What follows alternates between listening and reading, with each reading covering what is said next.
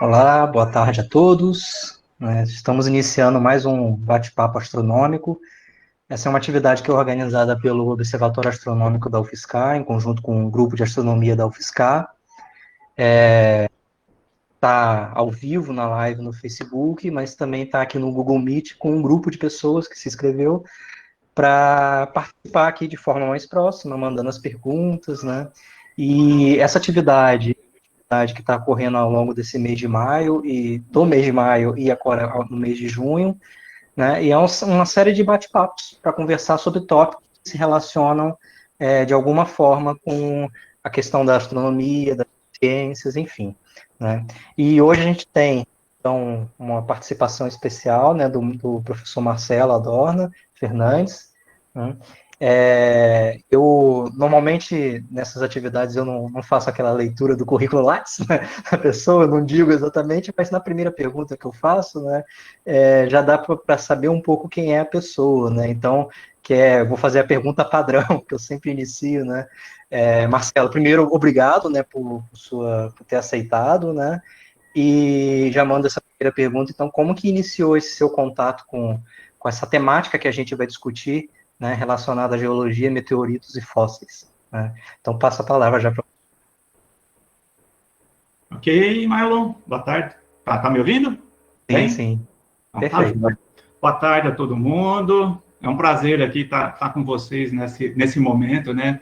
Conversando um pouquinho sobre esse assunto tão espetacular. Para o meu ponto de vista, eu sou meio suspeito, né? Eu gosto de tudo isso daí, de astronomia, de geologia, de paleontologia, enfim, né? E isso começou há muito tempo, né? Por assim dizer. Eu não vou falar no tempo geológico, porque eu vou entregar a minha idade, né? Mas lá atrás, quando apareceu pela primeira vez na Globo, olha, foi na Globo, hein? Apesar dos pesares, um seriado chamado Cosmos, feito pelo astrônomo, astrofísico, astrobiólogo, enfim, né? Um monte de coisa, Carl Sagan.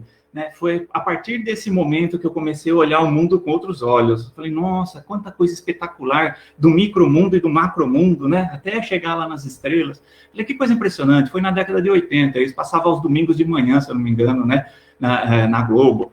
E aí depois eu comecei a gostar, a me interessar com isso daí. Eu tinha mais ou menos uns 15 anos, por aí, né? E depois, passando por uma banca de jornais e revistas, eu encontrei uma revista, não sei se dá para ver aí o nome dela, Ciência Hoje, dá para enxergar aí? Com um dinossauro na capa. Essa edição é de 1984, né? E falava dos dinossauros do Brasil e do interior de São Paulo, e de Araraquara, onde eu nasci, onde eu morava. Né? E no fundo do quintal da casa da minha avó, eu descobri que tinha pegada de dinossauro. Pronto. Com 15 anos, eu não parei mais de procurar essas coisas por aí afora. E deu no que deu, né? Eu comecei a gostar cada vez mais, acabei sendo professor do ensino fundamental. Eu acabei entrando na universidade aqui em São Carlos, fiz biologia aqui, né? Mas eu tinha entrado em física, viu, pessoal? Aí eu desisti um pouquinho da física, porque eu queria astrofísica, como todo, né?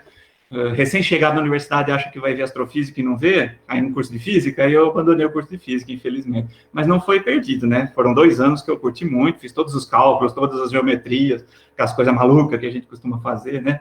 Mas depois eu fui fazer ciências biológicas, gostei cada vez mais do curso de ciências biológicas, e tinha uma professora de paleontologia no curso que me levava a campo.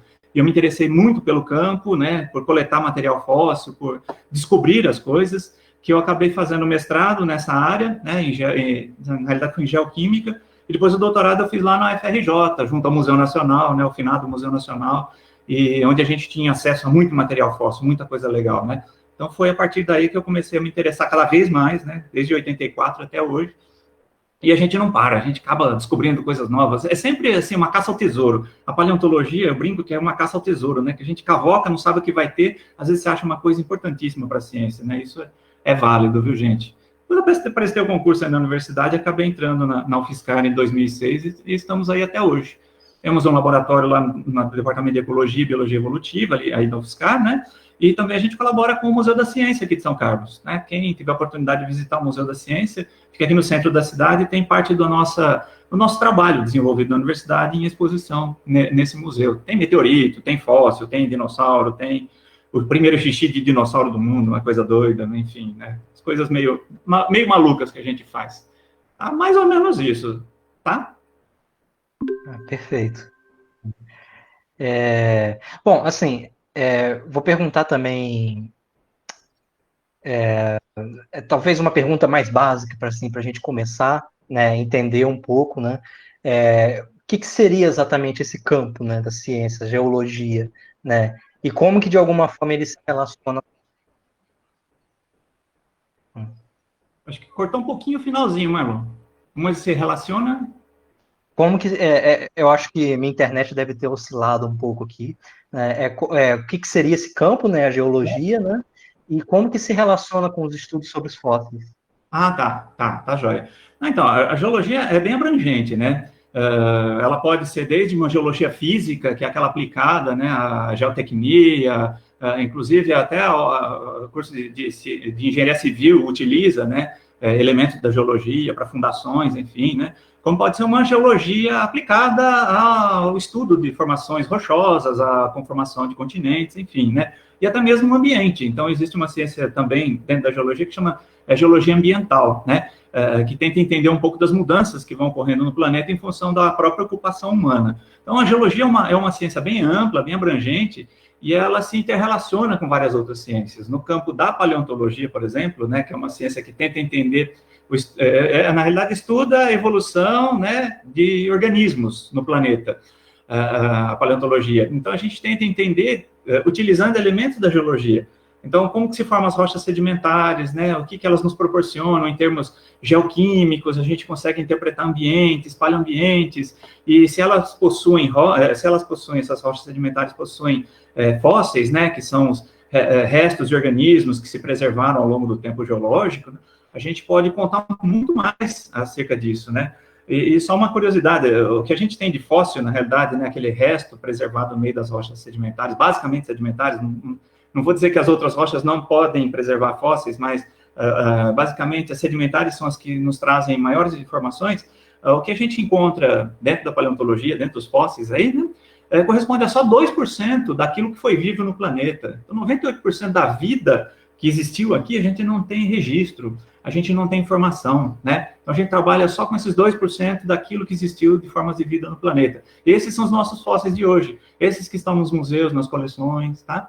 Então, a geologia é muito importante para a gente, no caso, no campo da paleontologia, para poder entender o ambiente que gerou, que formou os fósseis, que são os objetos de estudos da ciência da paleontologia, tá?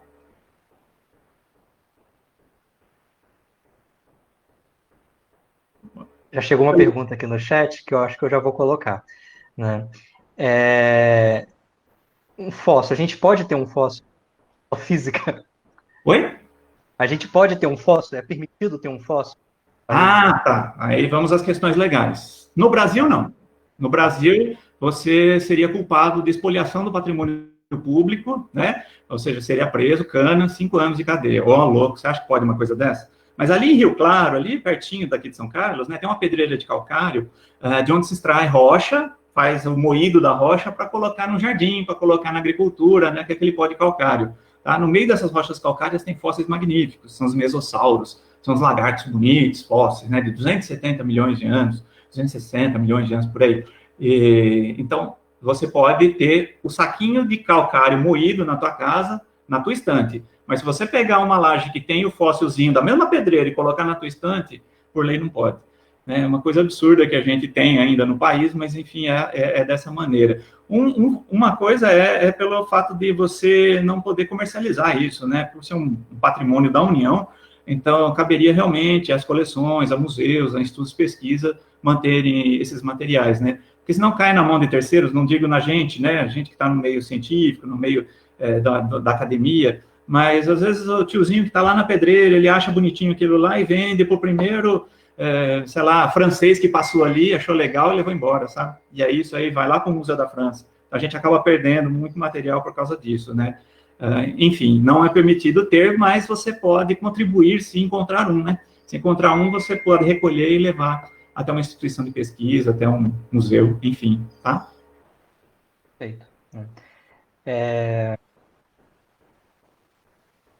Aqui mais outras perguntas, né?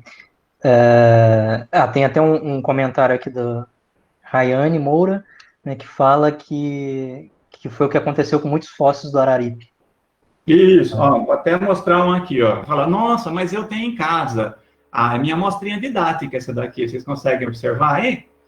Um peixinho, né? Isso é uma amostrinha didática. Isso daqui, assim, eu não vou criticar a lei, né? Pelo fato de a gente ter uma legislação que não permita possuir o material, né? Ele é um bem da União. Mas é um decreto de 1942 ainda, então não existe uma legislação específica ainda para fósseis, né? Então, o que a gente tem nesse decreto é que, na realidade, por ser um bem da União, a gente não pode possuir, tá? E isso aqui é uma coleção didática, eu até comento com os alunos que é importante a gente montar uma coleçãozinha didática pelo fato de os alunos se interessarem, as crianças, né? A gente vai dar uma aula, uma palestra, levar e passar de mão em mão, porque muitos não têm acesso a museus, não têm acesso à internet, né? E aí você tendo esse material e podendo mostrar de mão em mão, você faz uma espécie de uma educação patrimonial e mostra a importância desse material, né? E que a gente tem que preservar, porque muito desse material é utilizado para fazer calçamento, né? Para fazer piso, para fazer revestimento. Os do Araripe, que nem foi comentado aí, muitos fósseis que são encontrados naquelas pedreiras de calcário são utilizadas para pavimentação de calçadas, né, revestimento de paredes, né? E muitos deles têm fósseis, tá? Então, são as duas... É uma faca de dois gumes, né? Você ter uma lei que protege, mas também você não poder recolher esse material para protegê-lo ainda mais, né? Enfim. E é claro que também tem esses materiais, né, para fins didáticos, e você, enquanto representante de uma instituição, né, da universidade, né, de certa forma você está utilizando, você tem esse material para um fim de educação, né, que não é simplesmente aquele que vai chegar e colocar em um quadro na sala de casa e ficar ali observando somente ele e sem ninguém ver. São amostras portáteis as que eu tenho aqui, são pequenininhas, dando para a gente levar por aí. Somente para as atividades mesmo, né? Isso. Bom, e o Dari, né, Onoff, que é colega, foi colega no nosso UFSCar, né, e agora é professor lá do IFISP, ele comenta, né, que museus no exterior podem exibir fósseis e dizer que vieram do Brasil, né? Acho que depende da legislação de cada país, imagino, né? Mas... Depende do bom senso de cada país também. E do bom senso, né? Mas tem alguns museus, né, pelo mundo que possuem meio que partes, né, de sítios arqueológicos de algumas regiões, né? Então tem ali um conjunto de fósseis de tal lugar. E isso é mostrado com maior naturalidade, mesmo que seja o outro lado do mundo. Não, vou te contar uma historinha rápida. Ano retrasado, se eu não me engano, foi 2017, acho que foi descrita a primeira serpente com pernas, fóssil, né? De mais ou menos 120 milhões de anos. Uma serpente que tinha perninhas. Sim. Aí o David Martel, que foi o pesquisador que descreveu isso, lá da Inglaterra, o pessoal chegou até ele e perguntou, né? Nossa, mas de onde? Quando ele publicou, ele disse, né? Esse material é do Araripe, do Brasil, né? Chapada do Araripe, Ceará. Aí o pessoal perguntou, mas você tem a intenção de devolver isso para o Brasil? De jeito nenhum, isso aí está no museu, vai ficar aqui na Inglaterra, vai ficar lá. E ficou, né? Eles não devolvem e descrevem material nosso, brasileiro, lá fora. Na França tem muito material em museus também. Foi uma época em que história natural, né? No começo do século passado ainda, até 1920, por aí o pessoal vinha, levava embora, levava fósseis, né, toneladas do Brasil para museus no estrangeiro, no exterior, e ficavam por lá. Aí, em 42, esse decreto surgiu em função disso também, né, para poder segurar um pouco desse material no Brasil, e tem dado certo até então, né, mas, enfim, os museus que tem lá fora, poucos devolvem o material para o Brasil. E sinceridade, cá entre nós, né, aquelas... umas aspinhas assim, bem pequenininhas. Já pensou se estivesse lá no Museu Nacional há 2 anos atrás? Né? Então, não sei qual que é a vantagem da gente repatriar muita coisa se a gente ainda não tem instituições que possam abrigar muito do material que voltaria para cá, né? Não estou dizendo todas as instituições, tem muitas instituições ótimas no Rio de Janeiro, São Paulo, né? Em Minas Gerais mesmo, tem muitas instituições ótimas, tá? Mas algumas são muito precárias, né, para manter o material repatriado, né? Certo.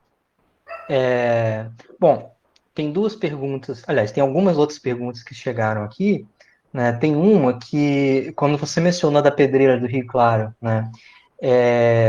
Que aí veio a mente, foi o Felipe Casarim que perguntou, né, existe algum sítio paleontológico, né, para que dê para visitar, né, procurar fósseis, imagino até não sendo pesquisador, né, e doar para os museus aqueles fósseis que foram encontrados, né, algum lugar para ver como se escava também, né, como que é todo esse processo, né? Então, vamos só, assim, lembrar, então, das definições, né, paleontologia e arqueologia, né, que eu lembro que há muita confusão quando a gente fala sítio arqueológico, sítio paleontológico, né, o arqueológico, ele envolve aqueles sítios, aqueles locais com restos da própria cultura humana, então se preocupa muito com o estudo da evolução, da cultura, da socialização, né, em locais onde abrigaram seres humanos. Então, envolve mais uma ciência cultural, tá? Enquanto a paleontologia vai tentar entender a evolução dos organismos ao longo do tempo. Então, pode ser uma paleontologia humana que vai trabalhar, então, a evolução do ser humano como organismo no ambiente, evoluindo, né? Como todos os outros animais aí, enfim. Tá? Então, o sítio arqueológico estaria mais voltado para isso. E o IPHAN é um órgão específico para cuidar desses sítios arqueológicos, né? No caso da paleontologia, a gente não tem um órgão específico que cuide. Existiu o DNPM, que mudou de nome agora, né? A ANA, né? Agência Nacional de... Ixi, agora não me lembro mais. Mas, enfim, mudou, era o antigo Departamento Nacional de Produção Mineral.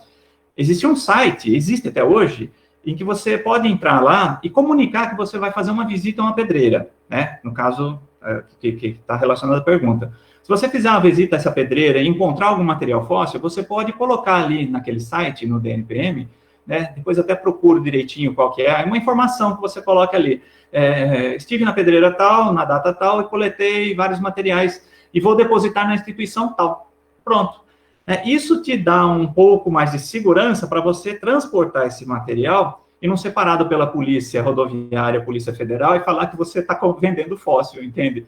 Só para ter um resguardo, um cuidado para a gente não ser, para que a lei não se aplique sobre aquele que está cuidando realmente. Às vezes você está passando e tem um trator passando na estrada, de repente está arrebentando o barranco e está saindo material ali, você vê que tem ossos de dinossauro. Isso acontece muito em Minas Gerais, dentro de condomínios, né? Lá em Minas Gerais, o pessoal foi abrir um condomínio em Uberaba lá, bateu em ossos de dinossauro.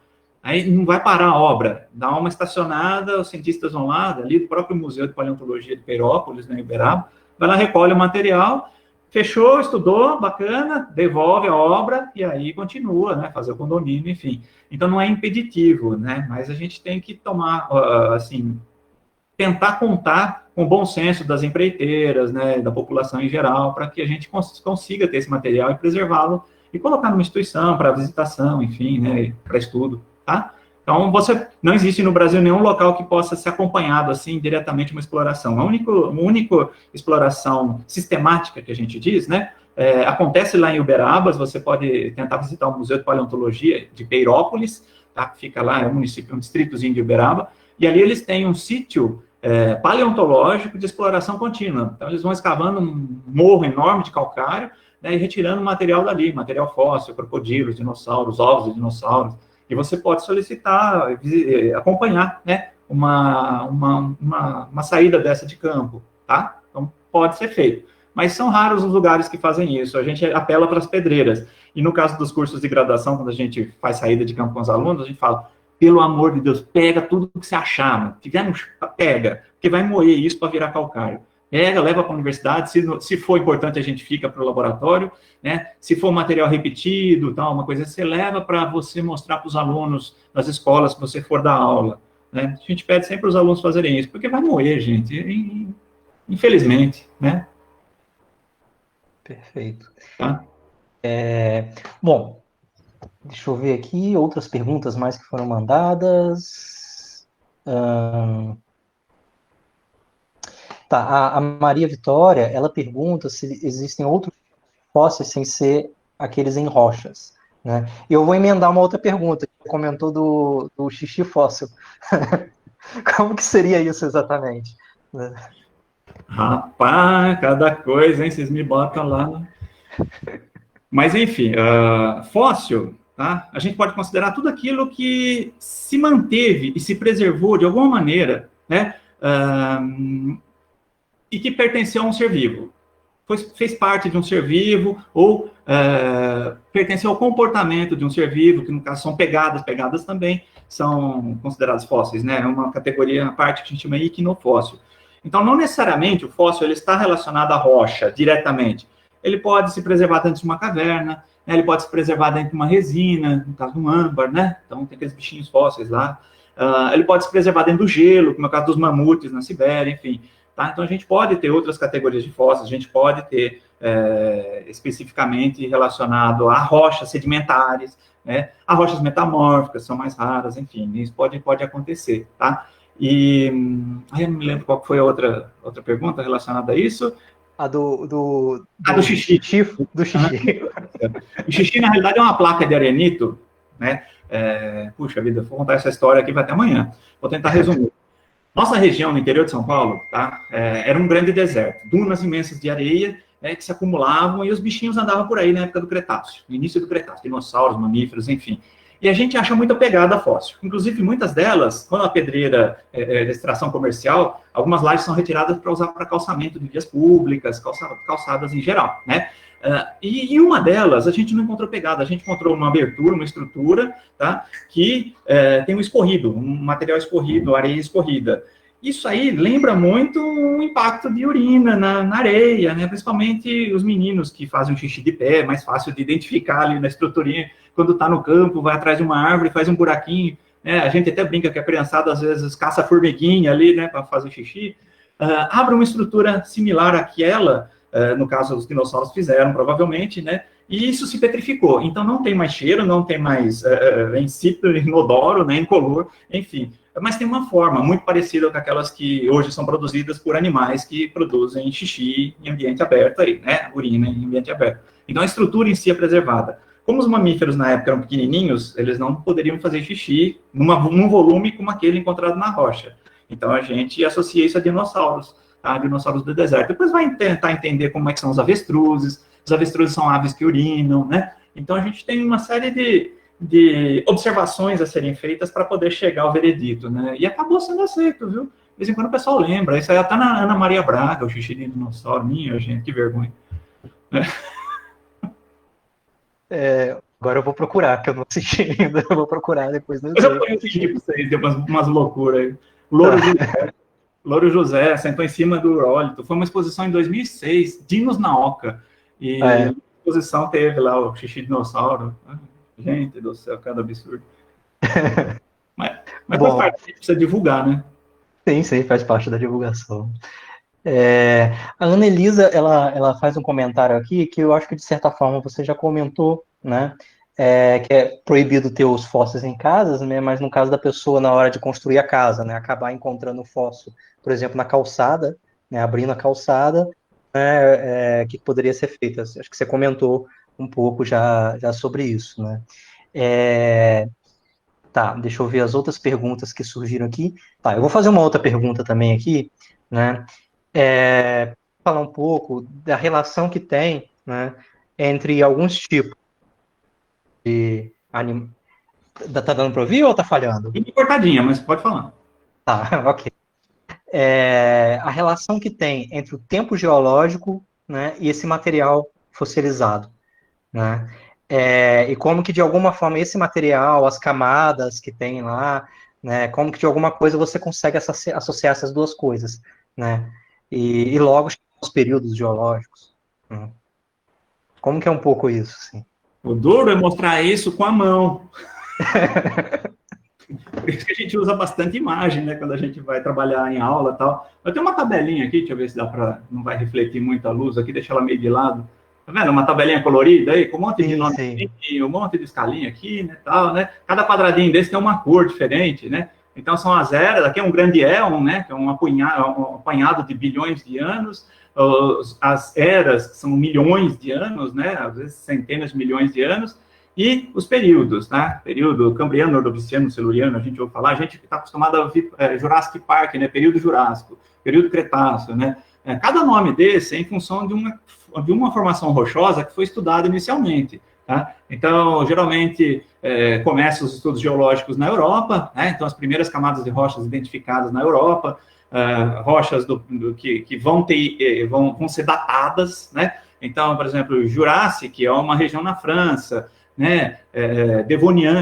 Devonshire é uma região na Inglaterra, né? Então, tem várias localidades que levaram os nomes das localidades para a formação geológica que foi datada. Então, por exemplo, Devoniano, essas rochas, elas foram datadas em 430, 400 milhões de anos, por volta disso. Tá? Então, todo lugar do mundo que eu encontrar rochas muito parecidas com essas, de Devonshire, que virou rocha do período Devoniano, batizou, né, o período, vão ser da mesma idade. Aqui no Brasil, eu vou lá para o Mato Grosso, na Chapada dos Guimarães, cutuco uma pedrinha lá, nossa, achei uma pedrinha, ela é muito similar, é muito parecida, né, e geocronologicamente, aquelas de Devon, né, na Inglaterra, ou seja, são do período devoniano, e elas vão ter os mesmos tipos de fósseis, isso que é legal. Em algumas delas, a gente tem até, tinha uma pergunta sobre isso, né, mas a gente pode relacionar um determinado fóssil com a época em que ele está sendo estudado, né? Por exemplo, a gente parte de rochas que já são datadas, muitas delas, né? O calcário de Rio Claro, por exemplo, ele tem 270, 250 milhões de anos, ele já foi datado esse material, a gente já sabe a idade. Qualquer material fóssil que a gente encontre no meio disso vai ter a idade da rocha, já que as duas coisas formaram juntas, né? Então, os fósseis vão ter a mesma idade. O Devoniano, 430 milhões de anos, mesma idade, né, em qualquer lugar do mundo. E aí os fósseis são meio similares. E entendendo a biologia, a evolução da vida no planeta, a gente conhece as formas primitivas que vão surgir nos oceanos, e essas formas primitivas vão evoluindo ao longo do tempo. E a gente vai tendo mudanças na evolução, né? Algumas delas a gente consegue acompanhar dentro dos estratos de rocha. Então, eu tenho um pacote de rocha que começa com um grupo de organismos, ele vai, de repente ele desaparece. Aí surge um outro tipo de organismo, um outro grupo de organismos, logo em seguida, esse pacote de rocha. Eu vou estudar ele e vou identificar como outras formas de vida que podem ter evoluído dessa. Ou seja, eles vão ter uma sequência aí. Eu considero esse fim da existência de um grupo, de uma família de organismos, né, de filogenias, né, que a gente chama em biologia, a gente vai considerar o fim de um período geológico e o começo de outro. E assim sucessivamente. Então, geralmente está associado ao aparecimento, né, e extinção de determinados grupos, aparecimento e extinção de determinados grupos, e aí vão se montando essas escalas de tempo geológica, tá? E aí a gente consegue comparar com vários lugares do mundo, pacotes de rochas similares que contêm os mesmos tipos de fóssil, né? A gente chama, inclusive, isso de fóssil guia, tá? O fóssil guia, ele ajuda bastante a gente identificar algumas rochas que a gente não sabe a idade, principalmente aqui no Brasil, que é muito caro fazer datação. A gente usa o fóssilzinho. Achou o fóssilzinho? Opa, vamos entender de onde é esse fóssil. Ah, ele tem um igual lá nos Estados Unidos. Ah, nos Estados Unidos ele é do Cretáceo. Opa, será que os nossos aqui são do período Cretáceo também? Então, a gente tenta, por comparação, fazer uma associação dessas, tá? É realmente por problemas financeiros aqui no Brasil. Entendi. Bom, outra pergunta aqui que foi enviada a Maria Vitória, né? Que está relacionado um pouco a isso que foi comentado. Não, essa já foi, desculpa. Como é que eu estou me encontrando aqui nas perguntas? Tá, eu vou mandar uma pergunta e depois eu vou verificar outra que estava aqui, que eu já tinha anotado, né, que é a seguinte: como que a gente sabe que um fóssil é um fóssil? Né? E a pergunta que tinha sido mandada aqui, que eu estou tentando encontrar, é sobre a partir de quanto tempo que a gente considera, se é por tempo que a gente considera que um fóssil é um fóssil. Tá? Essa pergunta, deixa eu só... Depois eu recupero aqui o nome da pessoa que fez a pergunta, né, mas a ideia básica é essa, né? Então, uma primeira parte, quando que eu sei que um fóssil é um fóssil, né? E a partir de que ponto, em questão de tempo, né, que a gente considera como fóssil, ou o tempo não é exatamente uma medida, né, para dizer se é um fóssil ou não. Tá, vou começar de trás para frente, então, né? Em termos de estabelecer a partir de quando é considerado fóssil, né? Tem uma linha, um grupo de pesquisadores que trabalha a idade da invenção da escrita, né? Então, o desenvolvimento da escrita humana, aquele momento, 5 mil anos para cá, se caracteriza, então, como presente a escrita, né? Antes disso, não. Então, antes dos 5 mil anos, seria considerado fóssil, entre aspas, né?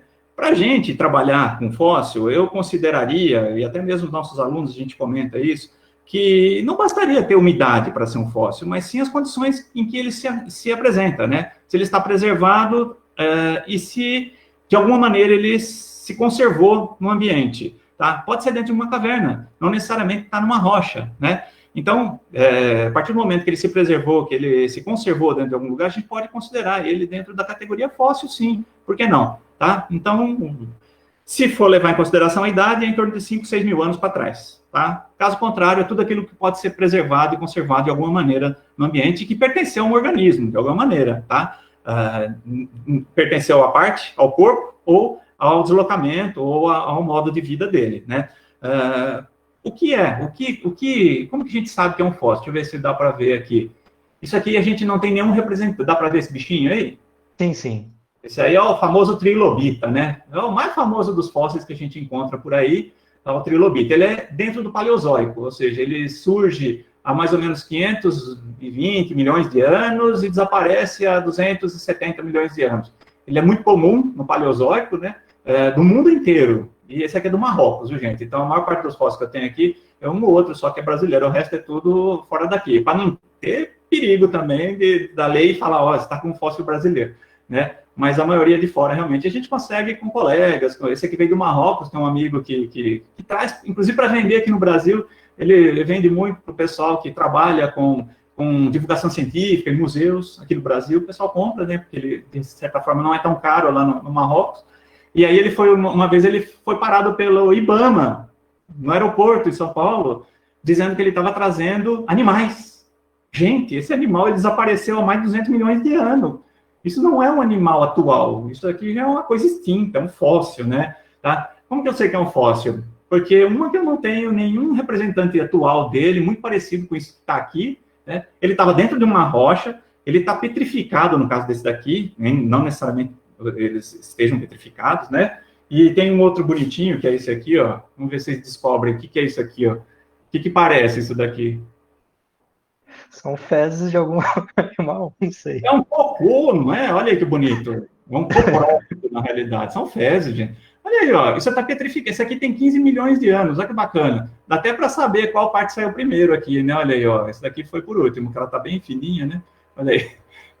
Isso daqui é um coprólito de crocodilo lá do estado de Washington, dos Estados Unidos. Petrificado. A cor é por causa do ferro que tinha, mineral ferro que tinha presente na rocha sedimentar, né? Que se destacou da rocha, acabou rolando, enfim, mas é um cocôzinho. Isso aqui não pertenceu ao animal. Isso aqui a gente chama de vestígio fóssil, né? A gente chama de iquinofóssil, vestígio, né? Do que representa o comportamento fisiológico, né? De excreção do animal, né? Então, é excreta do animal isso daqui, olha aí. Dá até para saber o que ele comeu. Às vezes, você faz a lâmina e descobre se era um animal carnívoro ou herbívoro. Né? Então, tem muita coisa que dá para explorar a partir dos fósseis, viu, gente? Tá? Não sei se eu respondi. Sim, sim. Tem duas perguntas aqui, né? Na verdade, é um comentário pedindo para falar um pouco sobre uma questão específica, e outra é uma pergunta sobre algo que já foi um pouco comentado, mas que valeria a pena, de repente, comentar um pouco mais, né? Que é do Yuri Nobre, né? Ele pediu para falar um pouco sobre os mesossauros, né? E também ele voltou lá na questão da Araripe, né? Que ele falou que tem famílias carentes, né? Que tiram o sustento da venda dos materiais e não possuem outra maneira, né? Outro modo de subsistência, né? E é um material muito comum. E qual que seria o ponto de vista sobre essa questão, né, que está envolvida lá, que é uma questão de sustento das próprias famílias que estão lá. Então, são duas questões bem diferentes, né?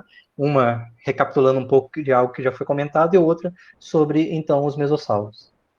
Tá, então vamos falar dos mesossauros primeiro, né? Lembrando que esse daqui é o Dastilbe, aí o Yuri deve conhecer, o Dastilbe é o vira-lata aí dos fóssilzinhos do Araripe, né? É um peixinho, né? Mas os mesossauros, eles são répteis bacanas, porque eles representam, talvez, né?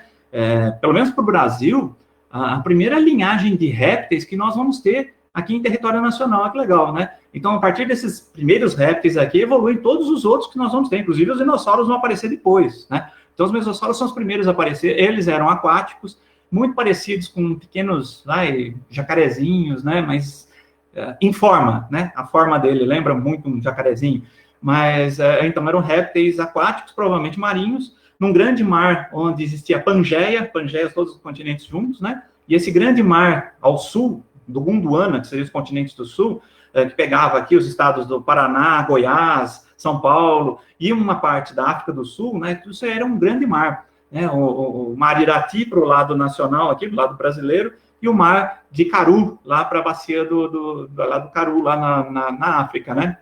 Na realidade, o mar White Hill, lá da África, né? Então, nesse grande mar existiam pelo menos 3 espécies de mesossauros aqui, vivendo na nossa região. Inclusive, são encontrados aqui em Rio Claro. É o Mesosaurus brasiliensis, né? O Brasilossaurus são paulense, não era torcedor do São Paulo, mas era típico aqui do estado de São Paulo, tá? E o Stereosterno tumidum, que é o mais comum, esses que a gente encontra na pedreira de Rio Claro.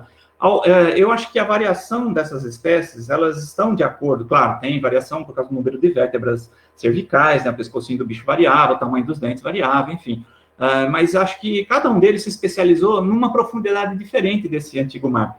Uns especializados em ambientes muito rasos, outros ambientes medianos, né, e outros ambientes profundos, porque a gente vai ter variação do tamanho das costelas, elas ficam gordinhas. Os bichos tinham no máximo 1 metro de comprimento, né, e as costelas muito densas ajudavam o bicho a afundar dentro da coluna d'água. Então a gente tem um estudo bem bacana, e o que mais legal que se tira do estudo desses mesossauros, né, do grupo em geral, é que eles são indicadores da deriva dos continentes, da deriva continental, pelo fato de eles existirem aqui, existirem no continente africano, tá? Isso é bem legal para se levar em consideração quando estuda os mesossauros.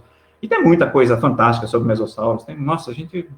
É um grupinho, é um bichinho bacana mesmo. Vale a pena conhecer e não deixar moer todos eles, viu? Se você estiver passando em Rio Claro, vê se dá para salvar alguma coisa lá. Não é só Rio Claro, eu falo Rio Claro que é a pedreira que eu mais conheço aqui, né? Mas tem Ipeúna, tem Saltinho, né? Toda essa região onde tem pedreiras de calcário, em Goiás mesmo tem pedreiras de calcário, né?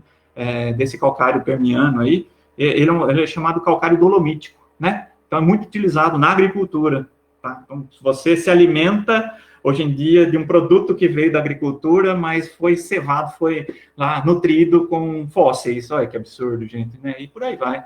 No Nordeste mesmo, lá em Sergipe, tem pedreiras de cimento da antiga Votorantim, aqui do estado de São Paulo, que hoje está lá no Nordeste, né? Que eu já vi blocos enormes daquela rocha calcária para fazer cimento, cheio de dente de tubarão ali, fóssil, gente, do Cretáceo, coisa linda, maravilhosa. Eu tentando arrebentar uma lá para tirar um pedacinho antes daquilo lá embora, lá, mas foi tão rápido que eu passei por lá que não deu para aproveitar muita coisa. Mas se a gente for ver o cimento das nossas casas aí, é tudo cheio de fóssil, moído, né? E lá na Araripe, como o Yuri comentou, realmente, são paupérrimos. Na Araripe ainda a situação não é tão ruim. Vai lá para o Piauí, então, onde só tem as pegadas dos dinossauros, tem uma região em Souza, lá na Paraíba, no Piauí tem também, só que no Piauí são sítios arqueológicos, né, que dá para explorar. Aí, no caso da Paraíba, tem uma paleontológico mesmo, são as pegadas dos dinossauros, e no Araripe são os próprios fósseis, né, os calcários com os bichinhos, com os peixinhos, enfim. É que pela lei ainda é difícil trabalhar isso. Existiu de 96 a 2006, uma lei tramitou no Congresso Nacional, por meio de um deputado, agora eu não me lembro o nome dele, que tentava regulamentar o fóssil, né, na condição brasileira, para poder trabalhá-lo, inclusive, em coleções, trabalhá-lo não no ponto de, não como um objeto comercial, não para ser vendido diretamente, mas para fazer réplicas, para fazer moldes e vender os moldezinhos. Hoje em dia, Yuri, o que tem sido feito muito é pegar a plaquinha de calcário sem o bicho, ou seja, essa parte aqui, né, sem o fóssilzinho grudado ali, esse bichinho morreu quando isso aqui era uma lama calcária, né, e ele petrificou aqui, tá durinho. Mas o pessoal pega rochinhas assim, clarinhas, limpas, pega uma fotografia do peixinho ali e cola, passa cola na fotografia, passa água depois ali em cima, tira o papel da fotografia, então aquilo fica impresso no calcário como se fosse um fóssil.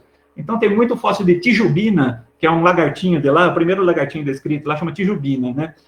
Que o pessoal utiliza a foto no calcário e vende a foto lá dentro do museu mesmo da Urca, lá no Cariri, né? Então vende o calcário com a foto colada, como se fosse a rocha, fica bonitinho até, depois inverniza, sabe? Fica bacana. Então dá para explorar dessa maneira em alguns lugares, né? O pessoal, se não tem dinheiro para fazer a foto, claro, né?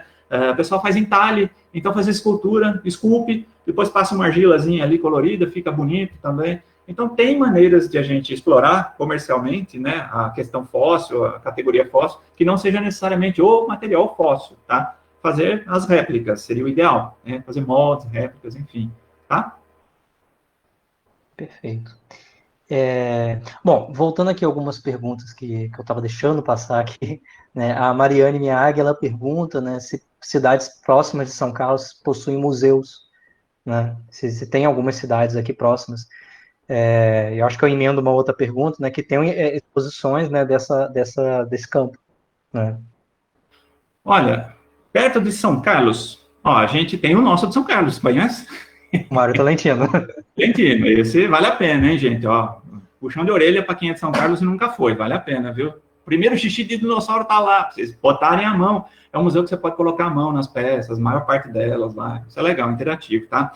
Mais próximo de nós, Araraquara. A gente trabalhou na criação de um museu lá que chama MAPA, né? Museu de Arqueologia e Paleontologia de Araraquara. Nós conseguimos aprovar, inclusive, uma lei de proteção ao patrimônio paleontológico de Araraquara, por meio de uma vereadora aqui da cidade de Araraquara, né, Juliana Damos, e a gente aprovou a lei lá para proteção das calçadas, inclusive, material que está no calçamento das vias públicas, como tem em São Carlos também, nas calçadas daqui.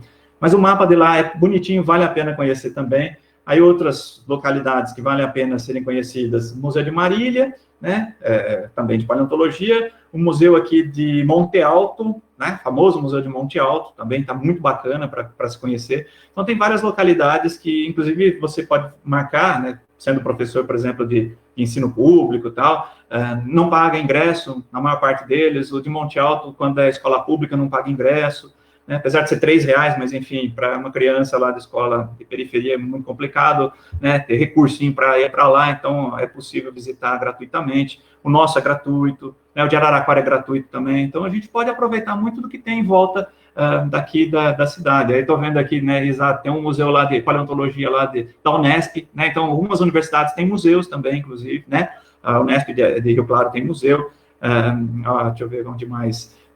A USP de São Paulo tem um museu fantástico, gente. Quem conseguir ir para lá, o Museu de Geociências da Unesp, da USP de São Paulo. Da Unesp é lindo o Museu de Geociências, mas o da USP de São Paulo também é fantástico, vale a pena. Sem contar que tem o MUSUSP também, né, na capital, que é um museu de zoologia da própria universidade também, que tem fósseis, tem esqueletos, de dinossauro montado. Dá para a gente explorar bastante coisa, viu? Quem gosta do assunto, dá para levar a criançada. Tem atividades no MUSUSP, inclusive, né, que é o paleoartista de lá, ele gosta de fazer bastante atividade com as crianças, trabalha lá também aos fins de semana com a garotada, vale a pena, viu? É o Felipe Elias. Perfeito. Deixa eu ver aqui. De Taubaté, é verdade, Yuri. O Yuri falou aqui, o de Taubaté. O Herculano Alvarenga, o médico ortopedista, gente, olha, que virou paleontólogo. Olha que legal. Isso é que tem alguma relação bem tênue, né? Ortopedista, né? Paleontologia. Mexia com osso. De gente. A diferença é que agora já morreu faz tempo. Tem perigo de ficar na fila do SUS. Exato. Bom, deixa eu ver aqui. Tem uma pergunta que foi mandada pelo Denilson Barbosa, junto com o formulário de inscrição, né, sobre os tipos de fósseis mais encontrados no Brasil. Quais que seriam? Ah, tá. Depende de quem falou? Denilson, é isso? Denilson, isso. Denilson. Depende de que região do Brasil você está falando. Você está falando em termos de Brasil, vamos falar do Brasil, né? Depende de que região. Você está falando da região sudeste aqui, tem um grupo de fósseis que é bem característico aqui e depende da época também que a gente vai estar trabalhando. No Rio Grande do Sul, por exemplo, é outra região, tem outro tipo de fóssil. Nordeste, outro tipo de fóssil. Na região norte, outro tipo de fóssil. Cada um tem uma idade diferente e tem aqueles fósseis que ocorrem com mais frequência, né? Vou falar em termos de região sudeste, que é a nossa aqui, tá? Os fósseis mais comuns que a gente encontra são de rochas do Cretáceo, tá? Da bacia Bauru, que a gente chama. Tem por volta de 90 milhões de anos, né? Do final do Cretáceo, 85 milhões de anos. E são caracterizados por ossos de dinossauros, de crocodilos, né? Jacaré, né? Jacaré, crocodilos. E deixa eu ver o que mais. Basicamente isso. A gente não encontra vegetais nessas formações geológicas. Difícil, né?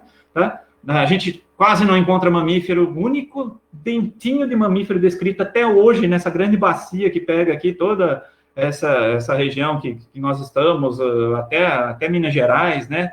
Parte do Mato Grosso, tal, foi um dentinho só que o pessoal da USP de Ribeirão estudou, lá, um pequenininho, dentinho mamífero, né? O resto, em grande parte, são dinossauros, realmente, e crocodilos. A maior quantidade são de crocodilos. Por incrível que pareça, os bichos eram terrestres, gostavam de se alimentar de qualquer outra coisa que tivesse por perto.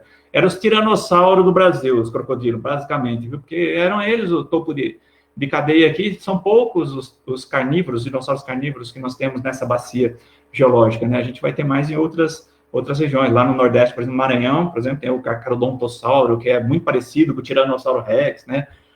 No Nordeste, no Araripe, por exemplo, o que mais é comum lá são os Oxalá. O que mais é comum lá no Nordeste são os... a gente tem os espinossauros, ele falou Oxalaia aí, mas que tem uma espécie de espinossauro que é o Oxalaia. É lá do Maranhão, inclusive, né? Muito parecido com egípticos que tem lá no Egito. E isso é legal, porque a gente tem relações... correlaciona, né, com os fósseis que tem em outras partes do mundo. Então, muitos fósseis que a gente encontra aqui, por exemplo, no Maranhão, são muito parecidos com o que tem no Egito, e de mesma idade. Então, os bichos que habitaram o Egito também habitaram aqui a nossa região. Muito louco, né? Tá? Então, muita coisa se relaciona à localidade e à idade. Em região do Rio Claro, por exemplo, a gente não vai achar dinossauro, a gente vai achar os mesossauros, que são mais antigos ainda que os dinossauros, né? No Rio Grande do Sul, são mais antigos ainda. Né? A gente vai ter fóssil do Triássico lá, então vai ter bichos que antecedem os mamíferos, inclusive, né? Então, os bichos bem... no Rio Grande do Sul. Então, o que nós vamos ter lá no Rio Grande do Sul? Os chamados sinodontes, né? Os dissinodontes. São répteis ainda, mas com características de mamífero. Eles têm 2 caninos enormes, parece bicho que vai caçar, mas na realidade aquilo lá era para comer tubérculo de planta, enfim, né? São esses répteis bem diferentes que nós vamos ter lá no Rio Grande do Sul, sem contar os dinossauros também, mais antigos, talvez os mais antigos do mundo, são encontrados ainda no Rio Grande do Sul, né, região de Santa Maria, do base do Triássico lá, né, com mais de 240 milhões de anos, então, 230 milhões de anos, né, 232, se eu não me engano, foi, olha só, 232 milhões de anos foi o dinossauro mais antigo descrito, era brasileiro, depois, não, era da... A gente briga muito com a Argentina, né? Porque não existia um limite geográfico. Mas na Argentina existiam uns fósseis muito antigos de dinossauro, que eram os mais antigos considerados, né, até então. Depois rachou um aqui no Brasil, esse de 232 milhões de anos. Né? Inclusive está lá nos Estados Unidos o fóssil desse material aí. Depois vem um americano lá, na década de 80, lá na Argentina, e descobre um 235 milhões de anos. Eles passaram na frente da gente de novo, né? E aí vai. Então, tem muitos pesquisadores que tentam encontrar o fóssil mais antigo, mas eles se encontram nessa região ao sul, viu, gente? Ao sul da América do Sul aí. Pega um pedaço da Argentina e pega um pedaço lá daqui do Brasil, né? Perfeito. Bom, eu acho que agora já entrando um pouco na outra perninha dos pontos que a gente ia passar, né? Então, que tem aqui um... Oi, como? Tinha até as craterinhas para mostrar aquelas coisinhas aqui, mas vamos com as perguntas, vai. Sei lá. Eu tenho montado uma apresentação para mostrar uma aqui, mas vira aula, depois é chato, né? Mas eu queria mostrar uma aqui. Um slide. Se você quiser ir colocando aí para mostrar enquanto... Quer colocar? Pode ir. Um slide aqui. Tudo bem. Vamos lá, quer ver? Ó? Não precisa ser todos, mas... Não sei, vou passar adiante aqui. Vou passar rapidinho aqui essas coisas, porque a gente já está quase em cima do período. Eu tinha colocado as questões, só para lembrar que a gente fala um pouco de meteoritos, mas não é porque o meteorito é só aquele objeto legal que traz informação do sistema solar. Ele traz informação da Terra também, né? E aí, como a gente comentou que ia falar um pouquinho de geologia, aí eu fiz um negocinho aqui para apresentar um pouquinho do resultado das cicatrizes, né, produzidas na Terra em função da queda de meteoritos. Na realidade, são as crateras, né? E aqui no Brasil a gente tem várias, como esse mapinha mostra aqui, né? Araguainha, Riachão, Serra da Cangalha. Essa aqui, ó, que a setinha aqui está em verde, apresentando aqui em verde, é a Serra da Cangalha. Ela tem 12 quilômetros de diâmetro. Isso aqui caiu há 220 milhões de anos, né? E deforma a paisagem, deforma de tal maneira a paisagem que a gente tem resultado disso na geologia local, tá? E aí uma curiosidade, já que a gente está falando de paleontologia, vamos relacionar as três coisas numa coisa só. Essa imagem aí, por exemplo, vocês estão vendo, tá? É uma imagem de uma cratera, aqui à direita, né, com um miolo central, e o mapa do Brasil localizando onde é que ela está. Ela está na divisa do Mato Grosso com Goiás, né, chama Domo de Araguainha. O mais legal disso daí, gente, é que é uma história planetária que deve ter acontecido aqui, tá? Porque é um objeto relativamente grande, atingiu essa região, né? A cratera de impacto ela tem 40 quilômetros de diâmetro, só para ter ideia. Isso chama astroblema, né? É uma cratera antiga de impacto. Isso aconteceu exatamente na divisa de dois períodos geológicos, tá? Na realidade, que é uma quebra entre uma era geológica e outra, tá? Termina a era paleozoica e começa a era mesozoica, né? Termina a era paleozoica e começa a era mesozoica, ou seja, termina a era dos bichos mais antigos para começar a era dos dinossauros. Aconteceu há 250 milhões de anos, mais ou menos, e isso é considerado um momento da história do planeta em que há uma extinção em massa, chama a mãe das extinções. 90% do que foi vivo no planeta desaparece. Olha que legal, gente, isso foi no Brasil. Já pensou nisso? O Brasil contribuiu para eliminar 90% do que já foi vivo no Brasil. No Brasil não, no mundo, né? Não, já pensou se é uma história verdadeira? Mas a coincidência, a datação dessa cratera coincide realmente com um momento de extinção em massa. E a gente sabe que muita extinção em massa, ela acontece por causa da queda de objetos, né? Tá? Esse aqui é do Arizona, só lembrando aqui, passar rapidinho, né? O maior objeto encontrado ali na cratera do Arizona tem 639 quilos, tá? Só que, lembrando que a gente está falando, então, dos eventos aí de extinção, rapidamente, né? Olha que cena bonita, maravilhosa. Pensou dinossaurinho admirando a paisagem, de repente vem um negócio lá do céu e catapumba, né? Acaba com a felicidade do dinossauro lá no Cretáceo. Outro evento de extinção em massa. Esse é marcadamente colocado como sendo o evento que levou à extinção dos dinossauros, né? Não todos, mas coincide realmente com o final do período Cretáceo, tá? Aquele outro que eu falei do Domo de Araguainha é final do período Permiano. 90% das formas de vida desaparecem no planeta. Esse do período Cretáceo, basicamente, o que desaparece são os grandes répteis, né? Os grandes répteis realmente levam a pior nesse evento cósmico aí. Caiu o objeto? Caiu. Isso é fato, tá? Não é teoria, não é hipótese, enfim, tá? Um objeto muito grande, relativamente grande, tá? Se aproximou da Terra e acabou impactando uma região que hoje é a Península de Yucatán, no México. Isso aqui estava debaixo d'água. Ele caiu né, num lugar que tinha rochas calcárias. Ele tremeu todo o lado oposto do planeta, levando a Índia a entrar em erupção. Então, cinzas vulcânicas se espalharam pelo planeta Terra todinho por causa do planeta ter chacoalhado de tal forma, né, que o impacto relacionado à cratera de Chicxulub, né, Chicxulub lá no México, ela tem mais ou menos 180 quilômetros de diâmetro. E aí a gente fala, pô, já é a cratera que levou à extinção dos dinossauros. Não é necessariamente, mas pode ter sido a gota d'água naquele copo que estava transbordando. Os dinossauros já tinham evoluído de tal maneira que já estava batendo asinha por aí afora, né? Já tinha bicho que não era dinossauro, mas já era outra coisa, já evoluiu dentro do grupo, tá?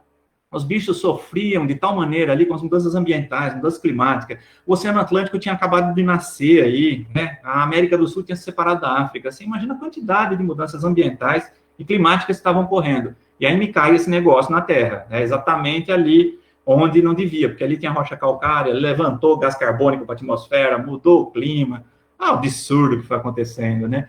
E esses objetos continuaram caindo ali por talvez muito tempo depois da grande queda, né? Alguns podem ter levado algumas centenas de anos até terminar de cair tudo lá, mas realmente levou o planeta a uma mudança ambiental drástica. Então, os grandes répteis, voadores, né? E os pescoçudos, aí, os dinossauros herbívoros desapareceram completamente. Os carnívoros sofreram uma baixa muito grande. Quem herdou o planeta foram quem? Nós, né? Olha aqui, representados pelos ratinhos aqui embaixo. Nós herdamos o planeta, os mamíferos, tá? Os ratinhos comemorando ali o fim dos dinossauros, né? Só que os dinossauros, eles evoluíram, né? Enquanto eles existiam, durante os 150 milhões de anos no planeta, parte de um grupo de dinossauros chamado Celurossauro, significa lagarto de cauda oca, né? São esses dinossauros que o Tiranossauro Rex é parente, os Velociraptor, né? São os Maniraptors. Eles começaram a adquirir membros cada vez maiores, com penas, né? Que possibilitaram o voo. Aqui embaixo, o fóssil do Archaeopteryx, né? Que é aquele dinossaurinho que tinha asas e dentes. Olha que loucura. Já era uma ave, basicamente, né? O Archaeopteryx é considerado o fóssil mais antigo considerado ave. Olha que louco, isso aí já no Jurássico, gente. Então, é um grupo que evoluiu. Então, gente, só tinha uma pergunta falando assim, né? O meteorito lá, o meteoro foi o que levou à extinção dos dinossauros? Quase todos. Então, não ensine para as crianças que o meteorito matou os dinossauros, levou embora os dinossauros. Eles estão aí até hoje, são as aves, né? Os dinossauros evoluíram para as aves. A grande maioria sumiu, mas alguns deles estão aí até hoje. São as aves, tá? Então, a sua galinha de fim de semana, lembra que ela é um dinossauro, tá? Quando você se alimentar dela. Não sei se eu... Vou adiante aqui? Que a gente faz? Na verdade, tem essa pergunta, né, foi feita pelo Pedro Rosão, se eu não me engano, né, que tinha mandado, né, sobre essa questão da extinção, né? E na verdade tem uma pergunta que foi feita aqui do Gabriel, é o Gabriel Gonçalves, você conhece, né? O Space, famoso. O Space, famoso Space, está aqui com a gente. Ele também já participou de um bate-papo aqui com a gente, né? Falando um pouco dos meteoritos também e de astrobiologia. Perdi. Uhum. E ele deixa aqui um comentário, né? Quais são as relações entre geologia, paleontologia e astronomia e exploração espacial. Então, de certa forma, já começam a aparecer algumas conexões aí que você vai colocar. Tudo se relaciona, né, Gabriel? E ainda mais com astrobiologia, né? Que aí usar o meteorito como meio de transporte para qualquer molécula orgânica, já pensou? Um açúcar, né? Coisas do tipo aí também, né? Então, eu acho que na época que eu conversava bastante com o Gabriel, quando ele foi aluno ainda na universidade, agora ele está lá na USP, né? Está se especializando aí com os meteoritos, com astrobiologia. Sucesso, hein, Gabriel? A gente já brincava um pouco, porque essas ciências, elas acabam permeando, né, os conteúdos. A paleontologia precisa da geologia. A geologia precisa da paleontologia muitas vezes também, porque são elementos orgânicos que vão ajudar a formar alguns grupos de rocha, principalmente rochas sedimentares, né? Então, os grãozinhos de areia só se colam ali porque se tiver atividade biológica, as esteiras microbianas. Então, muita coisa se relaciona, a gente tem descoberto isso hoje em dia, né, que até mesmo o impacto de um asteroide pode provocar eventos, né, de extinção em massa, mudanças climáticas no planeta, ao longo da história da vida no planeta. Então, muita coisa se relaciona, tá? E um exemplo, né, do que um objeto caindo numa superfície pode provocar, né, um meteorito, né? Qualquer tipo de meteorito pode provocar uma ação dessas, né, a abertura de uma cicatriz, né, e o resultado dessas cicatrizes, elas estão espalhadas, basta a gente saber identificar. Na Lua é fácil, sempre que tiver uma cratera com um morrinho dessa aqui, que nem a Tico aqui, né, uma cratera que se formou há 100 milhões de anos, olha que legal, os dinossauros viram o impacto na Lua, gente. Aquele negócio batendo na Lua, levantando aquele monte de poeira lunar que deve ter brilhado durante vários anos ali. Nossa, ao redor da Lua, deve ter sido fantástico observar um negócio desse batendo na Lua, né? Mas levanta enfim, altera. A gente tem rochas metamórficas surgindo ali, né? No caso, esse aqui é uma rocha que pedaços de outras rochas foram incorporados numa matriz escura, esses pedaços de rochas mais claras, numa matriz mais escura, dando origem ao que a gente chama de brecha, né? Isso é uma brecha na Terra, né, de alteração de rocha por causa da velocidade e da pressão do impacto. Esse aqui na Noruega, e esse aqui é uma brechinha na Lua, né? Bem parecida, aquela outra estava polida, essa daqui não está polida, mas você está vendo que é uma massa cinza escura com floquinhos, né, incorporados, por causa da queda de um objeto violento na Lua que impactou, lançou um pedaço da Lua para o espaço e caiu na Terra. Que sorte, caiu na Terra e o pessoal achou lá na África, né, dando origem a um meteorito lunar. Aí, ó. A gente pode ter acesso a pedrinhas lunares, gente, olha que legal. Imagina levar isso para uma criança para dar aula. Tem um médico, olha de novo, outro médico aqui, o Nelson Falsarella, que é astrônomo amador. Muitos médicos, né, e a gente também gosta de astronomia amadora, né, o Gabriel aí gosta de astronomia amadora, a gente tenta divulgar isso de alguma maneira. E esse médico aí lá de Rio Preto, o Nelson Falsarella, ele tem vários meteoritos e ele leva para as escolas, vai vestido de médico, olha que legal, fala de educação, para educação, que eu digo de higiene, né, de higiene pessoal para a criançada, e no meio do assunto, bota os meteoritos na mão da criançada e começa a falar de astronomia, começa a explicar sobre isso, ensinar a criançada para poder prestar a OBA, né, a Olimpíada Brasileira de Astronomia, que trabalho bacana. Então, tem um objetozinho desse espaço cativa a criançada, às vezes, se puder conseguir no eBay, às vezes no Mercado Livre, às vezes tem uns pedacinhos aí, né, de meteorito, né, Gabriel? Gabriel faz a coleção dele lá também. né? Todo mundo que curte um pouco, às vezes tem um objetinho do espaço. Às vezes quer ter porque se aproxima daquilo, né? Mas é importante mostrar para o pessoal, levar para as escolas, né? Mostrar por aí afora. Olha que resultado legal, isso aqui parece um rabo de cavalo, né? Esses filamentos aqui é o resultado do impacto de um asteroide numa rocha terrestre e aquela pressão do impacto modificando a rocha que está embaixo, né? Isso aqui a gente chama de shatter cone, né? Cone de estilhaçamento. Olha que imagem bacana. E não são grandes, olha que bonita essa aí, parece uma pirâmidezinha, né? Então, toda a cratera de impacto antiga que tem por aí afora, às vezes você encontra um negócio desse associado às rochas ali ao redor, tá? E quem curte o Google Earth, né? Quem gosta de viajar pelo Google Earth aí, muitas crateras hoje em dia são encontradas com o Google Earth, viu, gente? Tem uma lá, de Jebel Camil, lá na África, lá, né, que foi encontrada por pessoas que estavam passeando pelo deserto, né, olhando aquelas imagens, viram um buraquinho, ampliaram, era uma cratera, né? E ali em Araraquara tem uma, viu, gente? Não sei, qualquer dia a gente explora lá, mas tem uma região estranha em Araraquara, você vê pelo Google Earth ali, você vê que tem um negócio meio circular, parece uma cratera. Pertinho de nós, hein? Vai saber se não é mesmo, tá? Olha outras coisas legais aqui que se formam com impactos, né? São os pectitos, os impactitos, né? Outros tipos de impactitos. São vidros que se formam devido ao impacto de objetos na Terra. Alguns têm a forma de uma gota que resfria no ar. Derrete a areia, funde a areia no local, joga para o ar, esfria e ela cai, né? Alguns têm formas arredondadas, de halteres, né? De botões, tá? Formas de gota. Alguns têm um valor por serem raros, né? E bonitos, são esses verdes, são os moldavitos, são tectitos, né? São vestígios de impacto de meteoritos na Terra. Olha aí, também, são chamados moldavitos. Não são grandes, são objetos pequenos, mas são lindos, né? O pessoal faz muita joia com isso.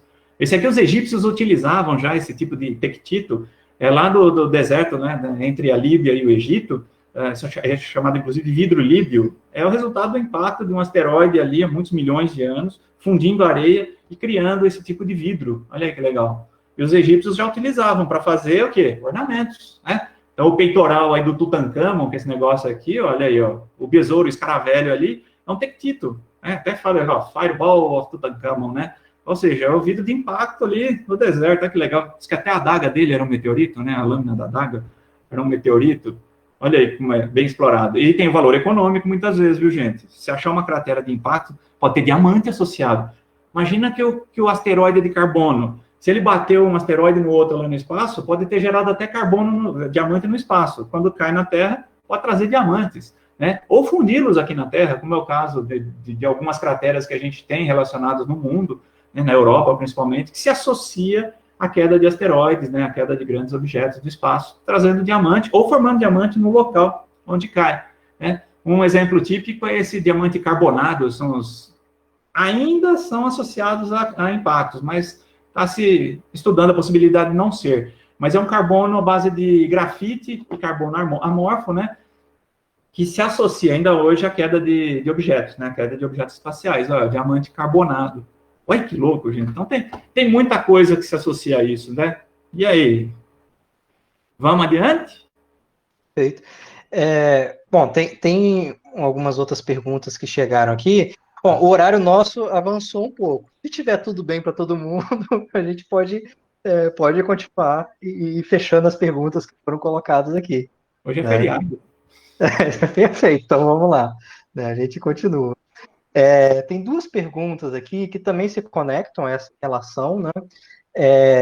Na verdade, duas perguntas da mesma pessoa, o Rodolfo Estevam, né?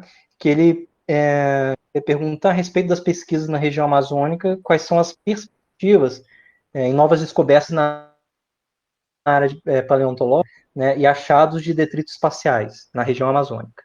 Né? E complementando a pergunta, ele comenta do fósseis humanos aurignacianos, né, caracterizados por pontas trabalhadas de ossos, né, representando as fases da Lua. Se já foram realizadas descobertas relacionadas no Brasil, né, algo nesse sentido. Olha, no Brasil a gente tem, é meio incipiente, né? Existe um livro que foi escrito pelo Ronaldo Rogério de Freitas Mourão, que chama Astronomia do Macunaíma, né? É bem legal porque ele relaciona a questão astronômica aos índios brasileiros, né? E na região amazônica a gente sabe que muitas quedas acontecem ali e são pedras raras, né? Quedas de meteoritos, né? são pedras raras, são pedras cerimoniais, que algumas tribos lá mantêm e não vende, não libera para pesquisa, enfim, deve cair muita coisa lá. O problema, entre aspas, né, que a gente tem no Brasil, é a gente ter muita vegetação. Para paleontologia, o ideal seria passar o trator e arrancar tudo. Já pensou? Meu Deus do céu, o que eu estou falando aqui? Vou ser trucidado, linchado. Não, calma, gente. Não, o ideal seria a gente não ter florestas sobre os afloramentos para a gente poder explorar o que tem embaixo, claro. Como isso não é possível aqui no Brasil, ainda bem que nós temos as florestas que mantêm a umidade nesse planeta, enfim, tal, né? Contribui com a umidade do planeta.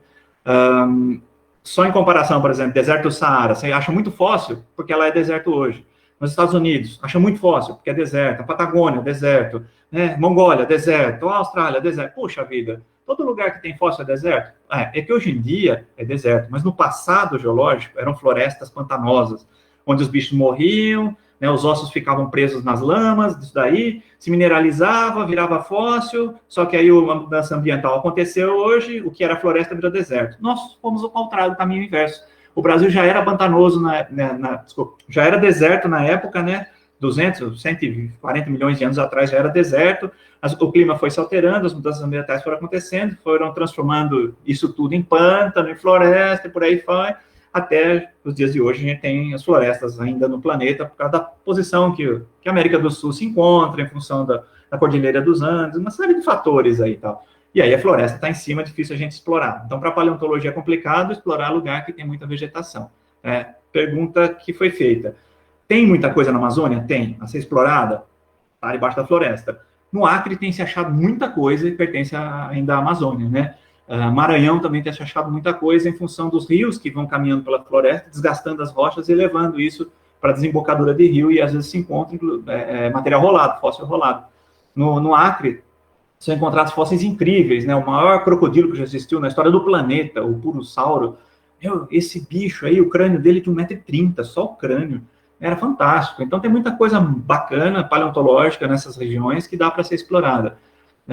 Algumas tribos mantêm, como eu falei, né, os objetos espaciais.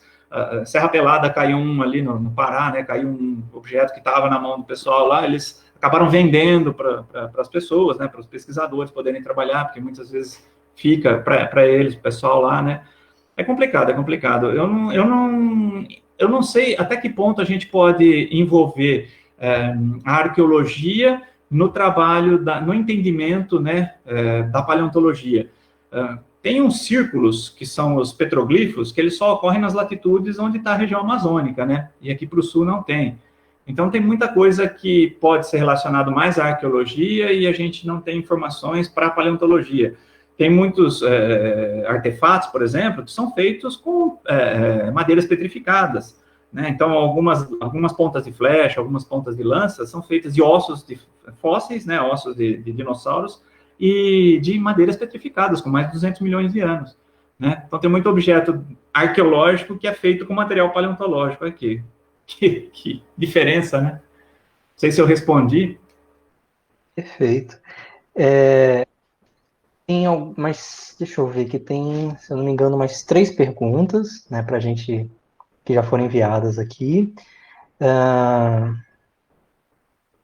Tem uma pergunta ainda falando do processo de formação do fóssil, né, quais que seriam as características ambientais que possibilitam a fossilização. Eu vou usar uma imagem que tem aqui logo, a terceira aqui, posso? Perfeito.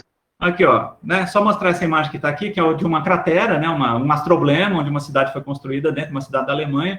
A parte mais velha da cidade está no meio da cratera, chama Ries, né? E o impacto aqui ocorreu num lugar que anteriormente era fundo de mar. Então, vou responder a pergunta da formação do fóssil. Geralmente, para a gente ter o resto preservado, é diferente de pegadas, diferente de outras categorias, mas o fóssil em geral, para a gente ter ele, é necessário que tenha água próximo. Por quê? Porque ele precisa ser soterrado rapidamente, né? Isolado da decomposição, muitas vezes soterrado, tá? E evitar ataque de necrófagos, de organismos que possam decompor ele, acabar com ele. Então, o exemplo aqui é uma lulazinha, aquela lulazinha cor-de-rosa que está ali, né, uma representação artística dos fósseis que estão aqui à esquerda. Esses fósseis, eles têm mais ou menos uns 15 centímetros de comprimento, não são muito compridos, não são muito grandes, mas são conchas que lembram a bala de um fuzil, né? Isso são polvinhos, são pequenas lulinhas. A parte mole dos organismos, ela se decompõe, realmente, dificilmente se preserva.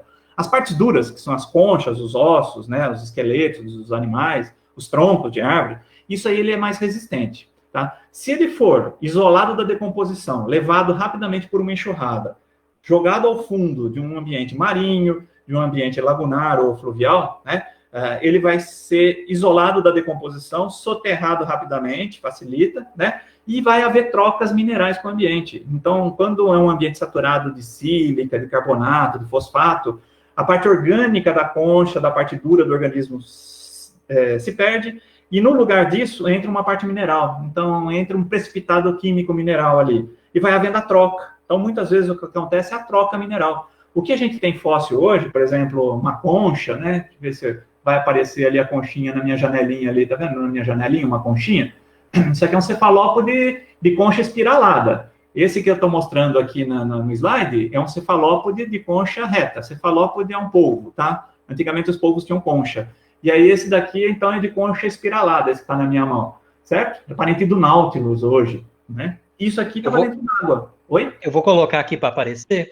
Ah, desculpa. Porque quem está acompanhando no YouTube não conseguiu ver o que você mostrou agora. Tá. Deixa eu botar ele aqui. É um cefalópode, esse aqui tem uns 160 milhões de anos. Pronto. Tá bem pequenininho para quem está vendo. Ah, é? No Facebook, é porque tá focando na apresentação. Tá. Vou continuar na apresentação, depois eu mostro de novo o fóssilzinho, tá? Mas é porque a gente precisa da água, né? Então, como são geralmente os animais marinhos ali, nossa, facilita bastante a preservação. Então, por exemplo, esse que a gente está vendo na apresentação, que a setinha está passando, tem alguns gastos aqui, outros menorzinhos, tal, né? Mas esse está mais inteiro, esse daqui. Ele lembra mesmo uma bala de fuzil, tá? Só que aconteceu um negócio estranho. Quando isso aí já era fóssil jurássico, ou seja, 160 milhões de anos, caiu um asteroide na região de Ries, né? Lá na Alemanha. Deixa eu só voltar aqui, quer ver? Ó? Vendo essa cratera aqui, né? Ali, ó. A cratera de impacto, ela formou há 14 milhões de anos. 14 milhões de anos. Os fósseis têm 160 milhões de anos, esses aqui, tá? Só que esses aqui são dos Estados Unidos, são normaisinhos, bonitinhos, retinhos. Olha aqui o que aconteceu com o fóssil. Então, acontece o seguinte, mesmo sendo fóssil, ele pode se alterar com o tempo. Devido ao impacto, por exemplo, de um asteroide na região, as ondas de impacto são tão violentas, que quebraram em vários pedacinhos o fóssil que continuou sendo fóssil. Que doido, né? Olha aí, ó. Então, os belemnites, que são esses cefalópodes de conchinha reta, aqui eles estão normais, sem impacto, lá nos Estados Unidos, e aqui na Alemanha com impacto. Olha como que eles ficaram, né? De mesma idade. Inclusive, provavelmente o mesmo mar primitivo que ocupava a América do Norte e onde é a Alemanha hoje, né? Aquele mar norte. Olha aí, formou isso aí no Jurássico, só que o asteroide bateu lá na Alemanha e triturou, basicamente, né? Deu uma rachadinha nos fósseis de lá. Olha que bacana, gente. Legal, né? Parece uma cenoura fatiada. Parece uma cenourinha fatiada, tudo fragmentada, né? E aí? Olha que pergunta legal aqui, olha que frase legal. E como os próprios meteoritos são fósseis? Já ouviram falar de meteorito fóssil? Gabriel deve ter ouvido, hein? Existem vários. Mas vocês da astronomia e o pessoal do observatório, a gente está acostumado ao meteorito, né? Aquela pecinha que caiu lá bonitinha, está na coleção, né? E dentro de uma rocha, gente. Já viu um meteorito dentro de uma rocha? Esse que está na figura está em associação até com um cefalópode de concha reta aqui, ó, que é um outro tipo um nautiloide, né? Esse daqui. É parente daqueles de concha. Aquele que eu mostrei antes era uma conchinha interna do polvinho, né? O polvinho tinha aquela conchinha interna, tá? Esse daqui, a concha é externa. Então, o polvinho morava dentro dessa conchinha toda. Ela já é segmentada, tá? Que é essa daqui, certo? Então, é um bichinho marinho, do Ordoviciano, lá, 470 milhões de anos atrás, esses bichinhos ocupavam os oceanos todos do planeta, né? E era uma conchinha externa aí, ó, esse daqui. E o polvinho morava lá dentro. Eram conchinhas também de 10, 20 centímetros no máximo. E o mais legal é que eles são comuns, esses tipos de fósseis. Só que meteoritos são raros. Em 1952, se achou o primeiro meteorito fóssil, gente. Olha que louco. Porque estavam explorando uma pedreira. Olha aí, uma pedreira, tá? Lá na Suécia, tá? Usada para... Que nem... Esse aqui lembra muito essa pedreira, sabe o que lembra? Os calcários lá do Araripe, né? Explorado para fazer piso. Aí o pessoal foi lá, olhou os fósseis que tinha lá. O pessoal estava atrás de fósseis, né? Os cientistas buscavam aqueles fósseis de concha compridinha lá, né? Dos ortoceras, aqueles bichinhos lá, dos cefalópodes. E aí, no meio das conchas, se encontrou, então, o meteorito. Como que se explica isso ter parado lá? Toda a região onde hoje é a Noruega, a Suécia, ali era um fundo de mar. Tudo era fundo de mar, no Ordoviciano. 500 milhões de anos atrás, período Ordoviciano, certo? Tudo isso daí se depositou em um fundo marinho, calcário. Os bichos morriam, ficavam aprisionados naquela lama e os fossilizava. E o que aconteceu com os meteoritos? Deu sorte de acontecer um evento cósmico nessa época. Um asteroide bateu no outro. Pá! Estilhaçou em vários pedaços que continuaram caindo por quase 2 milhões de anos na Terra. Esse material continuou caindo em grande quantidade, se acumulando no fundo desse mar primitivo, numa área de mais de quase 6 quilômetros. 6 quilômetros quadrados, né? E os trabalhadores da pedreira, quando vão lá, encontram essas manchas escuras.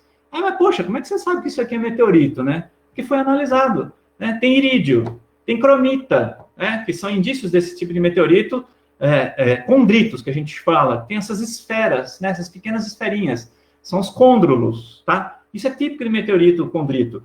E aí, quando aconteceu o tal do impacto, o dito cujo corpo parental é chamado em inglês LCPB, né? Corpo parental de condritos, L. L significa que tem baixa quantidade de metal, tá? Então, são condritos que têm pouco metal. Os H têm uma grande quantidade de metal. Então, esses L aqui, eles se originaram desse asteroide, o asteroide parental, que se chocou lá no período Ordoviciano, no espaço, né? Provavelmente lá na região do cinturão de asteroides. E depois veio cair aqui na Terra cerca de 470 milhões de anos. Uma chuva imensa, onde o próprio meteorito analisado, que é essa parte escura, trocou minerais como sedimento. Então, o calcário ele foi tingido por esse halo de coloração diferente. Olha que legal. Então, você tem um meteorito e você tem todo o tingimento ao redor do meteorito em função dos pigmentos dissolvidos do próprio meteorito que passou para a rocha, nesse caso, né? Então, olha, uma representação artística do impacto do corpo parental do Ordoviciano caindo na Terra, né? Lembrando que, basicamente, o hemisfério norte do planeta era cheio de água, os continentes estavam restritos a uma pequena região do hemisfério sul, no Ordoviciano, 470 milhões de anos, tá? O que viria a ser a Gondwana estaria se formando aqui, e os continentes do norte, a Laurásia, estariam se formando no hemisfério norte, mas ainda assim eram grandes massas de água. Por isso que esses meteoritos são comuns nessas rochas calcárias de fundo marinho. Olha aí, muitos caíram no fundo dos oceanos, né? Então, existe uma linha na pedreira de mais ou menos 2 metros de altura, uma linha que delimita em vermelho aqui muito bem, né, o momento de atividade, de queda desses condritos, desses meteoritos rochosos L, né? Abaixo disso, um ou outro meteorito foi encontrado nessa grande região, né, que são os acondritos. Você não tem essas esferas, não tem essas esferazinhas. Em compensação, de um momento de 470 milhões de anos para 468 milhões de anos, ou seja, quase 2 milhões de anos, caiu em grande quantidade esses objetos, né, e se acumularam no fundo dos oceanos, pois o oceano evaporou, formou-se, né, formou-se a rocha sedimentar calcária, que hoje é explorada para calçamento das vias, calçamento deles lá, enfim, né, para revestimento. Olha aí. Então, um meteorito associado ao fóssil. Que imagem mais linda. Isso aqui é fantástico. Acho que esse daqui é a coisa mais linda que existe, viu, gente? Une o espaço à Terra, a geologia e a paleontologia, com esses cefalópodezinhos aí do Ordoviciano. Olha os côndrulos, que coisa linda. Não é bacana, gente? Fala que não é. Fala que é, fala. É bem legal. É legal sim, olha só. Olha que joia. Não, e essa imagem anterior, né, que une duas... Exato. Olha aí, ó. Ó, um meteorito condrito, cheio de condrulozinhos aqui, e o fóssil desse ortocera, né, desse cefalópode de concha reta aqui, né? Olha ele aí. Isso eram muito comuns nesse momento do Ordoviciano, tá? Olha aí. E não foi o meteorito que levou à extinção, foram mudanças ambientais, movimentação tectônica, viu, gente? Sempre ocorre isolamento, às vezes um oceano ele fica aprisionado porque tem uma elevação dos continentes em algum momento, então o oceano fica aprisionado, ele seca, ele evapora, como aconteceu no Nordeste brasileiro, isso é legal, né? Os calcários que a gente tem lá na região Nordeste, muitos deles têm um negócio que chama halita, é um sal, né? Esse sal é indicativo de ambiente que está hipersalino, ou seja, a água está evaporando e o sal está ficando. E aí ele vai aparecendo os cristais ali no meio do sedimento, tá? Então, é um indicador de que o mar ficou aprisionado, como é o atual Mar Morto hoje, tá? Então, um mar que foi secando, os bichos foram morrendo ali, os fósseis de peixe, muitos deles quando eles morreram desidratados, os peixinhos lá, né? Por causa da elevação da quantidade de sal, e aí tem aquela osmose que acontece lá, né? Enfim, dos bichinhos. Então, muita coisa que a gente tem em termos de extinção em massa se relaciona à mudança ambiental. Só que a queda de um asteroide, de um objeto de grandes proporções, também provoca alterações ambientais, né? Então, não é necessariamente a causa, mas a consequência, né, da queda, tá? Perfeito. Bom, tem duas perguntas aqui ainda que não foram, que a gente não passou por elas ainda. Eu vou colocar uma, né, está relacionada à entrada do na atmosfera, né? E se poderia ter. Bom, eu vou fazer a pergunta aqui literal, né? Foi a Raíssa que colocou essa pergunta, né? É possível que algum meteorito traga doença para a Terra, né? Ou o calor da atmosfera vai esterilizar essa rocha? Deixa eu mostrar uma imagenzinha do começo, quer ver? Essa aqui, desculpe. Essa aqui, ó, né? Essa imagenzinha da direita. Na realidade, não é o calor da atmosfera, né? O fato do objeto estar vindo com uma velocidade extrema, tão grande, adentrando a uma camada de ar que tem massa, né? Ela fricciona essa massa de ar e provoca aquilo que se chama de ablasão térmica, né? É uma ablasão, ou seja, ioniza a parte da frente onde o meteorito está entrando, né? Na realidade, é o meteoro, desculpe, né? Lembrando que tem a diferenciação aí, meteoro é o fenômeno luminoso na atmosfera, meteorito é aquilo que a gente acha no chão, né? E meteoroide é aquele objeto que ainda está no espaço aí. Então, o meteoro, quando ele adentra a atmosfera, na realidade, ele provoca essa ablasão, né? Que na realidade, cria essa área de aquecimento do ar, né? E ele ilumina. Então, o ar fica ionizado acaba iluminando. E, com isso, ele transfere calor para as camadas finas, externas desse objeto, dessa rocha espacial, né? A parte interna, se a gente quebrar, ele vai estar com a temperatura do espaço, está geladinho, né? Então, não seria atingido. Raramente a gente tem vestígios, até hoje, acho que o único que foi tentativamente estudado, mas acho que foi descartado, na década de 1984, foi o ALH-84, foi um meteorito encontrado na Antártida. Quando se fez uma lâmina dele, se achou lá um filamentozinho que lembrava muito o filamento de uma bactéria. Puxa, será que é forma de vida aprisionada no meteorito? Poderia ser, né? A forma lembrava muito. Mas tem muitos minerais que transmutam dessa maneira em função de radiação, em função de aquecimento, enfim, né? Não foi conclusivo, acho que foi abortada a ideia aí de ser uma forma de vida, a bactéria lá, entre aspas, dentro do meteorito, né? Primeiro que a radiação é extrema no espaço. Então, acho que qualquer célula tentativamente existente, assim, na tentativa de uma célula existir ou sobreviver no espaço, é muito difícil manter isso dentro de um meteorito, dentro de uma rocha, né? Um meteoroide, no caso, em função das radiações extremas que a gente tem no espaço. A gente está dentro da atmosfera, a gente está protegido, de certa forma, e dentro do próprio campo magnético do planeta Terra, nos protegendo, né, contra radiações que vêm do espaço. Então, alguma coisa que tivesse sobrevivido dentro de um objeto desse, será que chegaria à Terra? Poderia chegar, por que não? Se for um grande objeto, vai que, né? E aí vem aquele negócio da teoria da panspermia, né? Que é a nova panspermia, ou seja, que as formas de vida, moléculas orgânicas tenham sido trazidas para a Terra e tenham dado certo aqui. Enfim, né, tudo é possibilidade. Eu acho que não existe nada até hoje que possa comprovar que esses objetos possam trazer, né, alguma patologia para a Terra. Nem mesmo aquelas coisas que os astronautas, quando foram para a Lua, tiveram expostos e trouxeram para a Terra, eles ficaram de quarentena, né? um medo de que trouxesse alguma forma de vida alienígena, enfim, alguma coisa do espaço. Não foi comprovado, cientificamente a gente não tem nenhum fato relacionado a isso. Então, isso não esterilizaria, tá? O fato de entrar na atmosfera não esterilizaria o interior do objeto, tá? Mas eu acho que as coisas acontecem muito mais na Terra do que no espaço. As Covid da vida, essas coisas, é tudo mutação que acontece aqui mesmo, viu, gente? Não tem nada lá de fora que vai alterar isso daí. As viroses nossas, as bactériazinhas que estão por aqui mutantes, somos nós mesmos que estamos provocando isso, tá? As mudanças ambientais induzidas basicamente pelo ser humano, né?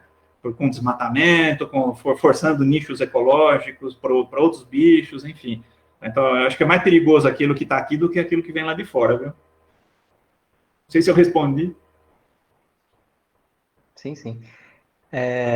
Bom, a última pergunta, né, que eu acho que ela foi uma pergunta que, na verdade, foi mandada junto com o formulário de inscrição, né, que é da Ana Maria Lino, que ela faz um comentário, né, que ela é professora, né, de ensino fundamental e educação infantil, né, e aí ela faz um relato, né, que na pesquisa que ela realizou com crianças hospitalizadas, né, os temas que estão relacionados ao universo, formação da Terra, né, estiveram presentes nas narrativas, né, e destaca, né, ela destaca que tem um interesse das crianças, né, pelas origens, pelas nossas origens e a busca de compreensão do que é desconhecido, do que é pouco mensurável, né? Ou seja, essa temática que a gente está aqui comentando, discutindo, que também teve presente nas outras lives, em com outros focos, né? É algo que chama a atenção, especialmente das crianças, né? Bom, e aí ela coloca, né? Então, que ela é professora, né, do ensino infantil, né? E do ensino fundamental, mas que o conhecimento normalmente é restrito, né? E um pouco mecânico, sem, às vezes, condições de explorar, observar, né, as relações de espaço, tempo, conceitos que estão desenvolvidos, outros conceitos que estão sendo desenvolvidos aqui nas lives que a gente está fazendo, né, mas que interessa as crianças. Então, a pergunta dela é a seguinte, né, pensando um pouco nos professores que estão lá lidando com as crianças, né, como que a gente poderia tornar mais acessíveis essas noções, né, e metodologias científicas, né, na formação de professores, pensando nos professores. O que você poderia dizer aí sobre esse ponto? Gente, é uma dissertação, uma tese, o que você prefere? Não, porque é uma pergunta desafiadora, né? Não, porque é um assunto a perder de vista, né? A gente poderia ficar aqui horas tentando resolver alguma coisa que a gente acha que não tem como resolver humanamente, assim, sabe? Em virtude... ela pede aqui pelo menos uma dica no chat. Ó, tá, vamos falar. Em termos de dicas, acho que é possível, porque resolver o problema acho que vai ser impossível, né? Primeiro que a gente também tem que lidar com BNCC, com as PCN, aquelas coisas lá que vem lá de cima, e que acaba também prejudicando, às vezes, em sala de aula, o próprio docente, né? Então, quem está trabalhando o dia a dia da sala de aula em escolas do ensino fundamental e médio, sabe que a BNCC também, ela engessa muita coisa para a gente hoje, né? Enfim, mas vamos tentar resolver no dia a dia. Mas a dica seria assim, ó, o que a gente poderia fazer em relação ao que é local. Por exemplo, a realidade local. A gente está falando do estado de São Paulo, né? Poxa, o estado mais rico da União, né? A gente tem centros de ciências, a gente tem muitas universidades próximas com potencialidade em laboratórios para receber estudantes, para receber alunos, para fazer cursos, né? Aqueles cursos de especialização para docência, para professores, são as CIEPs, né? Tem muita coisa que pode ser usada para complementar o conhecimento do professor de ensino fundamental e médio, tá? Aquilo que faltou, às vezes, na universidade. É errado falar aquele negócio de reciclagem, né? Isso não existe, mas o que realmente é um aperfeiçoamento, é você estar cada vez mais se aperfeiçoando para um conteúdo. E, claro, você não vai ter tempo, porque vai ter que corrigir atividade, corrigir prova, corrigir isso, corrigir aquilo, atender pai de aluno, mãe de aluno, enfim, né? Vai ser uma complicação. Mas o melhor ser feito localmente, né, é tentar parcerias com universidades, né? Então, é trazer os alunos, ou levar os alunos até a universidade, ou trazer os docentes, ou levar os docentes até a sala de aula com as crianças, ou levar os estudantes. Muitos alunos meus de pós-graduação, eles acabam sendo incentivados na própria docência acadêmica em função de ter participado de atividades no ensino fundamental e médio. Então, leva um kit desse de fósseis, leva lá para a criançada, vamos fazer uma oficininha lá com os fósseis, vamos fazer réplica, né? Vamos falar um pouco da evolução, vamos falar de meteoritos, né? Então, cada um desses alunos meus, no caso pós-graduação, que vão até as escolas, eles levam um pouquinho disso para os alunos e para o próprio professor na sala de aula, né? Mas e outra realidade? E uma realidade lá no meio do Piauí? E uma realidade lá no meio do sertão da Paraíba? Como é que a gente faz?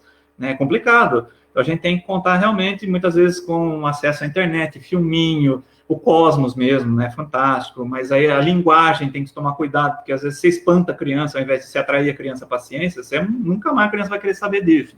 Então, tomar cuidado com as formas de linguagem para trabalhar com a criançada.